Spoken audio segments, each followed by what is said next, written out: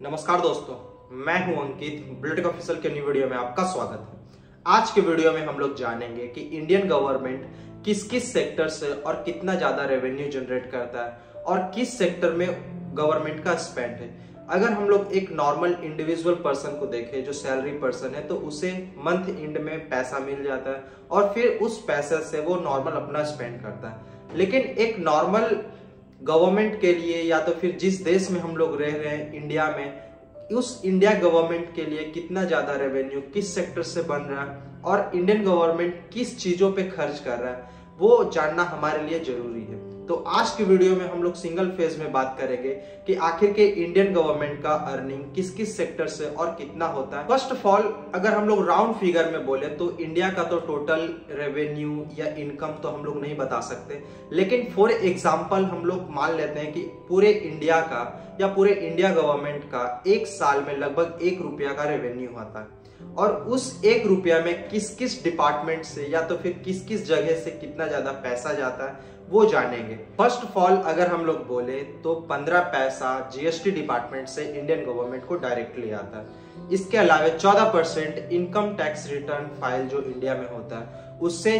14 पैसा income tax return file से आता है और 13 पैसा अगर हम लोग बोले तो वो है कॉर्पोरेट टैक्सेस से और फिर आता है 8% जो एक्साइज ड्यूटी से और उसके अलावा 3% जो कस्टम ड्यूटी से। तो ओवरऑल हम लोग देखें कि 53 पैसा लगभग गवर्नमेंट ऑफ इंडिया का टैक्स डिपार्टमेंट से आता है, जिसमें 15 पैसा जीएसटी डिपार्टमेंट, 14 पैसा इनकम टैक्स डिपार्टमेंट, 13 पैसा कॉर्पोरेट डिपार्टमेंट से, इसके अलावे 8 पैसा एक्साइज ड्यूटी और उसके अलावे देखें तो लगभग 36 पैसा अगर हम लोग देखें तो वो है बोरोइंग के थ्रू अपकमिंग इंफ्रास्ट्रक्चर के लिए या अलग अलग इन्वेस्टमेंट के लिए इंडियन गवर्नमेंट अलग अलग देश से, इसके अलावा अलग अलग ऑर्गेनाइजेशन एज अ लोन अपने इंफ्रास्ट्रक्चर बिल्डअप करने के लिए गवर्नमेंट हमेशा अलग अलग कॉर्पोरेट ऑफिस से लेते रहता है। तो पूरे रेवेन्यू में अगर देखें एक साल के रेवेन्यू में तो लगभग 36 पैसा ऐसा होता है जो भारत गवर्नमेंट या तो फिर Indian government as a infrastructure buildup के लिए लोन लेता है। इसके अलावा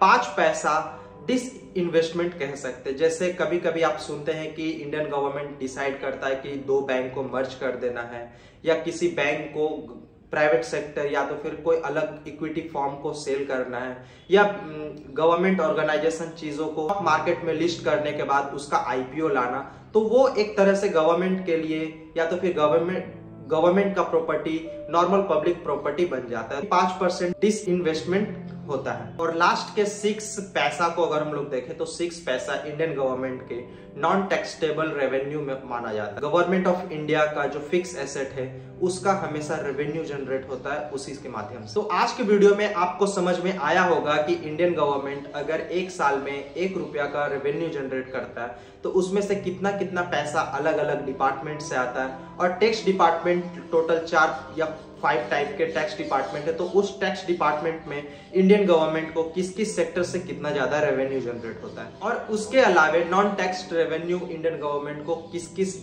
सेक्टर से और इंडियन गवर्नमेंट एक साल में या तो फिर पर 1 रुपया में कितना पैसा एक बोरोइंग या तो फिर एज अ लोन कंज्यूम करता है। मैं आशा करता हूं कि आपको ये वीडियो इन्फॉर्मेटिव लगा होगा।